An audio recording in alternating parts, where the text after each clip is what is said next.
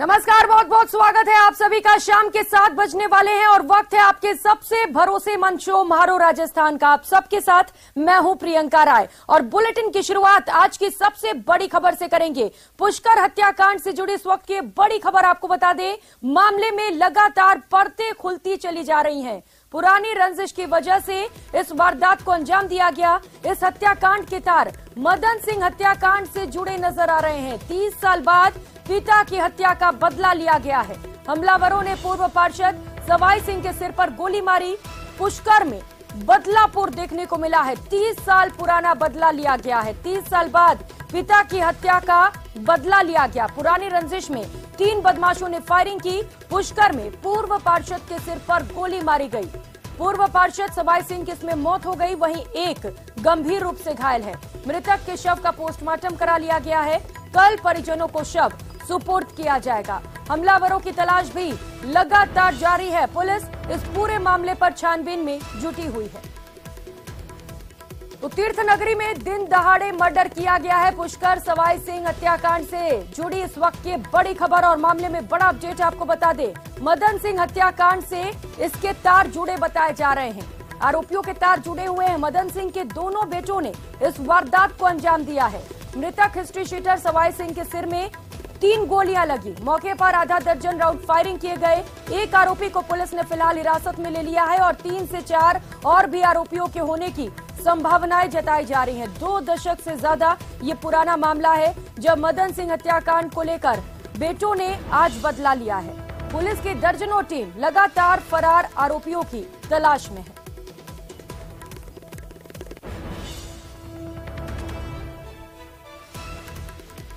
तो पुष्कर से एक और बड़ी खबर सामने आ रही है, जहां पर सवाई सिंह हत्याकांड से मामले से जुड़ी इस वक्त की बड़ी खबर और बड़ा अपडेट आपको बता दें। पूर्व विधायक डॉक्टर राजकुमार जयपाल के घर की सुरक्षा बढ़ा दी गई है। सिविल लाइंस पुलिस का जाब्ता वहां पर तैनात है। मदन सिंह हत्याकांड के बदले के रूप में इस वारदात को अंजाम दिया गया है। मदन सिंह के बेटे पर हत्या का आरोप लगा है। पूर्व विधायक जयपाल पर भी हमले हो चुके हैं।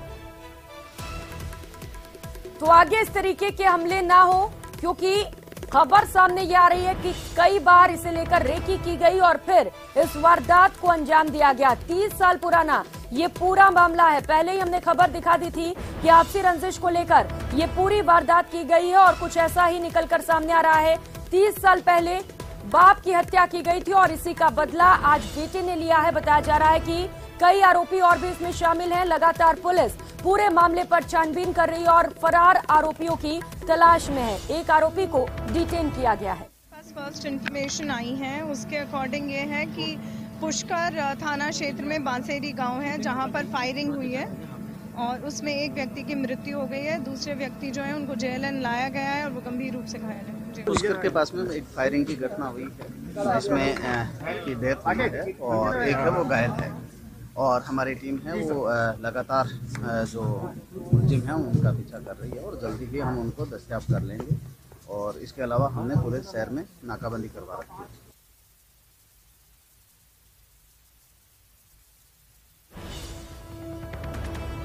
तो दिन दहाड़े मर्डर को लेकर एक एक परत लगातार खुलते चले जा रहे हैं। वीडियो में खुले आम आरोपी चिल्लाते हुए सुनाई दे रहा है। वो बोल रहा है बाप की मौत का बदला ले लिया। बता दें 30 साल पहले इसके बाप की हत्या की गई थी और 30 साल बाद पुष्कर में फायरिंग कर इसने बदला लिया है। ये देखिए, ये तस्वीरें भी आपको दिखा रहे हैं। ये वायरल वीडियो जो इस वक्त आपको दिखा रहे हैं, वीडियो में खुले आम आरोपी चिल्लाते हुए नजर आ रहा है। तो युवराज रिसोर्ट का ये गेट भी दिखाई दे रहा है इस वीडियो में। वहां भीड़ भी लगी हुई है। इस बीच एक युवक बोल रहा है कि बाप की मौत का बदला ले लिया। वीडियो में जिस युवक की आवाज आ रही है वो सूर्य प्रताप सिंह है। और सहयोगी अभिजीत दवे सीधे इस वक्त अजमेर से हमारे साथ जुड़ चुके, इसी खबर पर ज्यादा जानकारी देंगे। अभिजीत, 30 साल पुराना ये मामला और 30 साल बाद जो बदले की आग थी वो बुझी नहीं, सुलगती चली गई और आज बदला पूरा कर लिया है। क्या सुरक्षा के इंतजाम वहां पर कि आगे इस तरीके की घटनाएं ना हो? देखिए प्रियंका, दोपहर बाद का ये पूरा घटनाक्रम है। उसके बाद से पूरी जिला पुलिस जो है वो इस एक सूत्रीय एजेंडे में लग गई है। दिन दहाड़े जो ये हत्याकांड हुआ है, ये 30 साल पुराना मदन सिंह हत्याकांड से जुड़ा मामला है, इसमें कोई दो राय नहीं, क्योंकि अब से कुछ देर पहले पुष्कर थाने में नामजद एफआईआर जो दर्ज हो चुकी है, जो फायरिंग हुई थी उसमें 2 लोगों को गोली लगी थी, जिसमें से सिविल लाइंस थाने का हिस्ट्री शीटर सवाई सिंह, जिसकी उपचार के दौरान मौत हो गई थी, जिसके अलावा एक अन्य व्यक्ति जो घायल हुआ था, उस घायल के बयान लेने के बाद सिविल लाइन पुष्कर थाना पुलिस ने नामजद मुकदमे दर्ज किए हैं 2 युवकों के खिलाफ, जिनके नाम सूर्य प्रताप और धर्मेंद्र प्रताप है। ये दोनों युवक जो है वो मदन सिंह के बेटे हैं, जिसकी करीब 2.5 दशक पहले हत्या हो चुकी थी, और उसके हत्या के पीछे जो है वो अजमेर का बहुचर्चित ब्लैकमेल कांड वजह बताया जा रहा था, जिसमें प्रमुख तौर पर जो पूर्व विधायक हैं कांग्रेस के डॉक्टर राजकुमार जयपाल, उनका नाम भी सामने आया था। हालांकि कोर्ट ट्रायल के दौरान उनको बरी कर दिया गया था।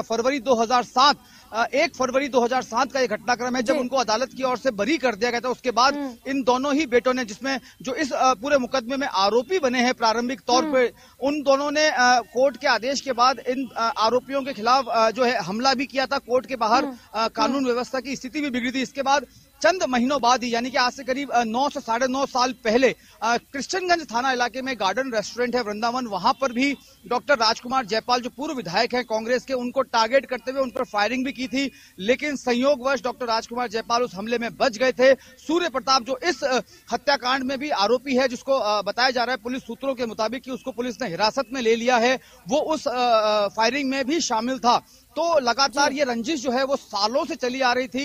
बाप की मौत का बदला लेने के लिए बेटे लगातार जो है मौके की तलाश में थे, और आज जब वो मौका मिला, जब सवाई सिंह जिसकी इस हत्याकांड में मृत्यु हुई है, उसके बेटे की 16 जनवरी को ही शादी होनी है, और वो शादी के कार्ड देने के लिए ही वहां पर गए हुए थे। और जो रिसोर्ट है जहां पर ये पूरा घटनाक्रम हुआ है, उस रिसोर्ट में ही ये पूरा शादी समारोह होना था। वहां पर अच्छी तरीके से रैकी करने के बाद एक सोची समझी साजिश के तहत जो धर्म प्रताप सिंह है, जिसके खिलाफ नामजद मुकदमा दर्ज हुआ है, उसका भाई है सूर्य प्रताप, इन 2 युवकों के खिलाफ नामजद मुकदमा होने के साथ अन्य के खिलाफ भी मुकदमा दर्ज हुआ है। इन दोनों ही युवकों ने वहां पर फायर किया है। करीब आधा दर्जन राउंड वहां पर फायर हुई हैं, और जो सवाई सिंह के सिर के पीछे गोली लगी है, और पोस्टमार्टम रिपोर्ट में जो निकल के सामने आया है कि सवाई सिंह के सिर में 3 गोलियां लगी हैं, जिसके चलते उसकी उपचार के दौरान अजमेर पहुंचते पहुंचते ही मृत्यु हो गई थी।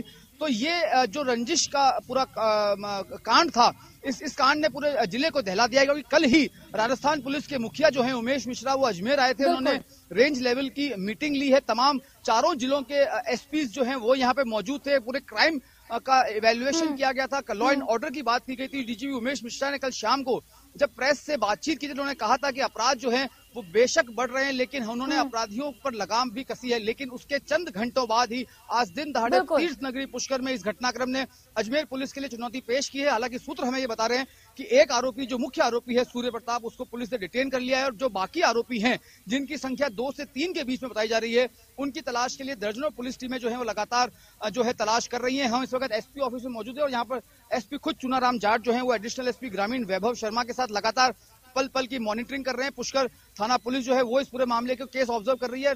कई थानों की पुलिस जो है वो इस केस में लगी हुई है, और जो मुख्य आरोपी है सूर्य प्रताप सिंह, उसको डिटेन कर लिया गया है। उससे इंट्रोगेशन में जो बाकी लोग इस हत्याकांड में शामिल थे, उनकी तलाश यहाँ पर की जा रही है। प्राइमा फेसी मदन सिंह हत्याकांड से जुड़ा हुआ पूरा मामला है, इस पर आधिकारिक रूप से पुष्टि हो चुकी है। हम लगातार कह रहे थे कि ये मदन सिंह हत्याकांड से जुड़ा ही हत्याकांड है, और मदन सिंह का हत्याकांड जो था वो कहीं ना कहीं अजमेर के बहुचर्चित ब्लैकमेल कांड से जुड़ा हुआ हत्याकांड था। जब मदन सिंह की हत्या की थी, मदन सिंह जो है वो अजमेर का एक लोकल अखबार चलता था लहरों की बरखा, उसके स्थानीय संपादक थे, और जो ब्लैकमेल कांड अजमेर में हुआ था 90 के दशक में, उसकी रिपोर्टिंग के दौरान उन पर कई तरह की जो है हमले हुए थे और उनकी मृत्यु हुई थी। उसके बाद से ही ये पूरा रंजिश जो है पनपी थी, और साल दर साल इससे पहले भी जो नामजद आरोपी हैं उन्होंने 2 बार पहले भी हमले करने की कोशिश की थी।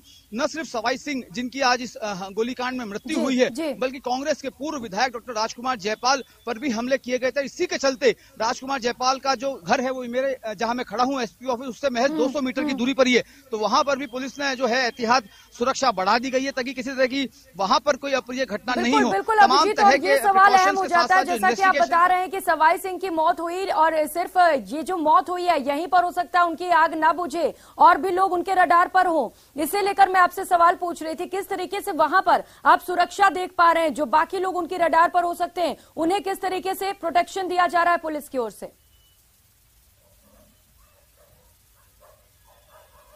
देखिए, मैं आपसे प्रियंका कहा था कि 1 फरवरी 2007 को जब कोर्ट ने इन आरोपियों को बरी कर दिया था, उसके बाद से ही मदन सिंह के दोनों बेटे जो हैं, धर्म प्रताप और सूर्य प्रताप, ये लगातार रंजिश पाले हुए थे और सवाई सिंह और डॉक्टर राजकुमार जयपाल को लगातार टारगेट करते हुए आ रहे थे। और कोर्ट के आदेश के तुरंत बाद उन्होंने सेशन कोर्ट में हंगामा भी खड़ा किया था और काफी लॉ एंड ऑर्डर की सिचुएशन बन गई थी। उसके बाद से ही ये स्पष्ट हो गया था कि ये रंजिश जो है वो लगातार बढ़ती जाएगी। उसके बाद वृंदावन गार्डन रेस्टोरेंट में फायरिंग हुई थी राजकुमार जयपाल के ऊपर, हालांकि वो मिस फायर में बच गए थे, लेकिन लगातार मौके की तलाश में दोनों जो भाई थे अपने बाप की मौत का बदला लेने के लिए मौके की तलाश कर रहे थे। और आज जब सवाई सिंह के बेटे की शादी जो है वो 16 जनवरी को निश्चित हो गई थी, वो उस शादी समारोह की तैयारियों में लगे हुए थे। रिसोर्ट में न सिर्फ तैयारियों की समीक्षा कर रहे थे बल्कि कार्ड बांटने का काम भी कर रहे थे। उसी दौरान मौके पर ये आरोपी पहुंचते हैं। सुनियोजित तरीके से षड्यंत्र के जरिए अच्छी तरह से उन्होंने रैकी की थी और वहां पहुंचने के बाद ताबड़तोड़ तरीके से बहुत ही नजदीक से उन्होंने सवाई सिंह पर 3 फायर किए हैं जो उसके सिर में लगे हैं। जो पोस्टमार्टम रिपोर्ट के हिसाब से 3 गोलियां सवाई सिंह के सिर में से निकली हैं, तो 3 गोलियां जो हैं सवाई सिंह को लगी हैं, जबकि सवाई सिंह के साथ जो बाकी लोग थे जो उस विवाह समारोह की तैयारियों में उनके साथ थे, उनमें से एक और शख्स है, उनको भी गोली लगी है। हालांकि उनकी स्थिति जो है खतरे से बाहर बताई जा रही है। पुलिस ने उनके बयान लिए हैं, बयान के आधार पर ही अब पुष्कर थाना पुलिस में यह मुकदमा दर्ज हुआ है। मुकदमा दर्ज होने के बाद मौके से एक आरोपी जो मुख्य आरोपी है सूर्य प्रताप सिंह, उसको डिटेन भी कर लिया गया है। जो वायरल वीडियो लगातार उस घटना के बाद निकल के सामने आ रहा है, जिसमें वो मुख्य आरोपी कहता हुआ भी सुनाई दे रहा है कि मैंने अपनी बाप की मौत का बदला ले लिया है। तो ये जो है ये बहुत क्लियर कट मर्डर केस है जिसमें पुलिस को ज्यादा मेहनत नहीं करनी है। मुख्य आरोपी पुलिस की गिरफ्त में आ चुका है। बहुत संभावना है। बिल्कुल बिल्कुल अभिजीत, देखिए, और अंधाधुंध दिन दहाड़े फायरिंग से एक बार फिर से पुष्कर दहल उठाए और सवाल ये उठ रहे हैं कि महज 4 घंटे पहले जब इसे लेकर बैठक हुई तो 4 घंटे बाद ही इस तरीके की वारदात, पुलिस की कार्यशैली पर भी सवाल खड़े कर रहे हैं। बहुत शुक्रिया अभिजीत, आपका नजर बनाए रखिएगा, आपसे अपडेट्स लेंगे। और देखिए, फायरिंग का एक और वीडियो वायरल हो रहा है। इस वक्त तस्वीरें आपको दिखा रहे हैं। वीडियो में खुले आम आरोपी चिल्लाते हुए नजर आ रहा है, बोल रहा है बाप की मौत का बदला ले लिया।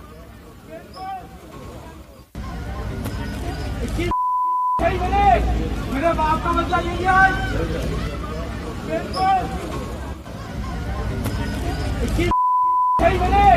मेरे बाप का बदला ले लिया।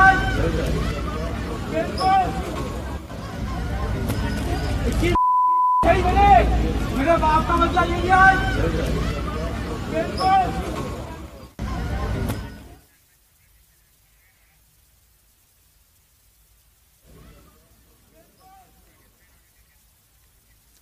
और इसी के साथ अगली खबर का रुख करेंगे। गैंगस्टर राजू ठेहट की हत्या के 1 महीने से ज्यादा हो गए हैं। पुलिस ने भी अभी तक इस हत्याकांड से जुड़े 14 आरोपियों को गिरफ्तार किया है, लेकिन पुलिस अभी तक ये पता लगाने में नाकाम साबित हुई है कि आखिर किसके इशारे पर राजू ठेहट को खलास किया गया और आरोपियों के पास विदेशी हथियार आखिर कहां से आए।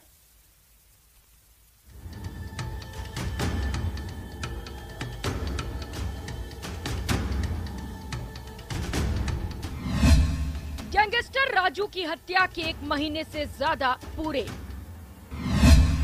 अभी भी कई सवालों के जवाब हैं अधूरे। आनंदपाल गैंग या फिर रोहित गोदारा, किसने किया राजू को खल्लास करने का इशारा? गैंगस्टर हत्याकांड से किस गिरोह के जुड़े तार? मर्डर के लिए कैसे आए विदेश से हथियार?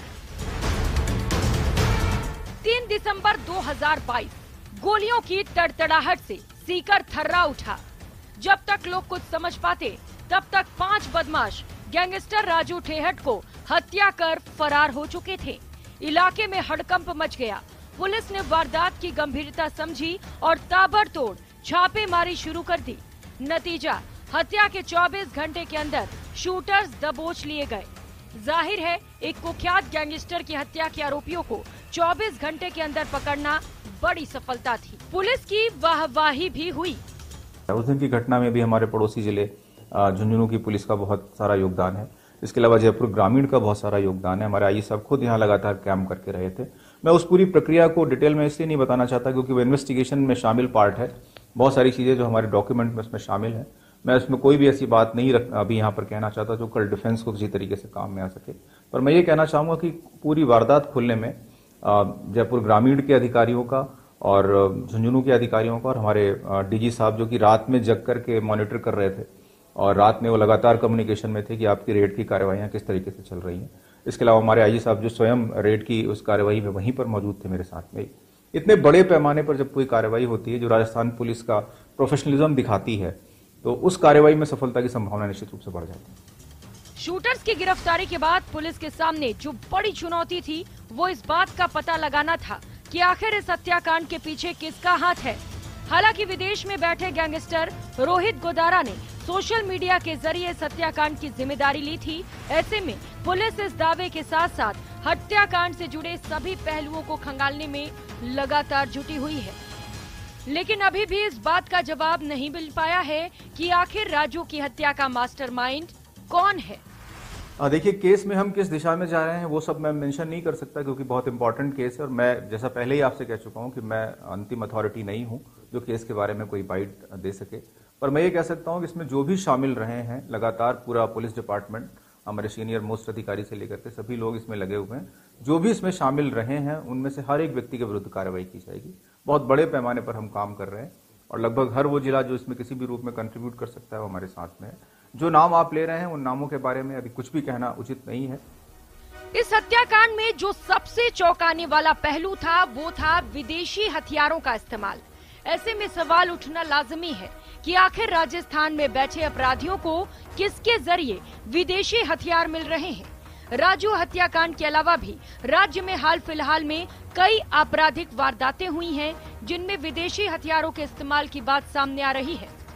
सर, एक वेपन की बात आती है, जिस तरह से आपने हथियार सप्लाई करने वालों को पकड़े हैं, विदेशी हथियार जैसे ऑटोमेटिक पिस्टल जैसे काम में ली गई हैं। मैं ये जानना चाह रहा हूँ और लोग भी जानना चाहते हैं कि आखिर ये हथियार यहाँ तक पहुँच कैसे रहे हैं, फॉरेन से यहाँ तक कैसे पहुँच रहे हैं। हाँ, देखिए, इस चीज के बारे में हमारी इन्वेस्टिगेशन जो है उसमें काफी चीजें आ चुकी हैं, पर अभी ये बताना थोड़ा जल्दबाजी होगी।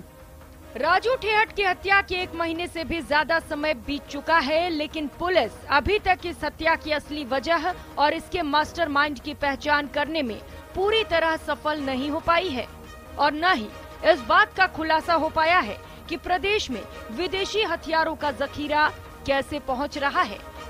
न्यूज़ 18 के लिए सीकर से संदीप हुड्डा की रिपोर्ट।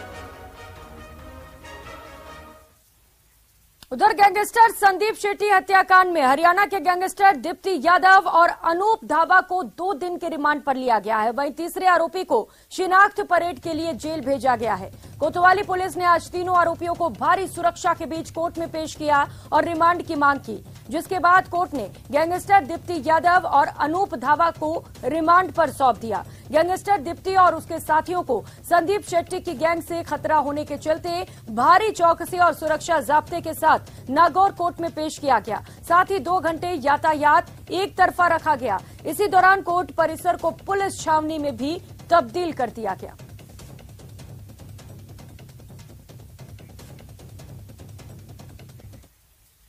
और फिलहाल यहाँ वक्त तो चला एक छोटे से ब्रेक का। ब्रेक के बाद लौटेंगे तो आपको दिखाएंगे 5G वाली रफ्तार।